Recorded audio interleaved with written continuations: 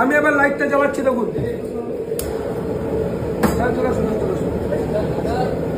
এবার কি হবে গো? একটা মিক্স রাইস আমি এই যে ফ্রেশ তেল দিলাম, আমাদের হোয়াইট তেল যায়, তারপরে ঘি বাটার তো যাবে কতটা সে দেখতে পাবে। আমি আগে হোয়াইট তেলটা দিয়ে দিলাম, এবার ডিম দেবো দুটো। হ্যাঁ, এই যে ডিমটা আমি ভাজছি, দেখুন। কটা ডিম গো? ওরে বাবা,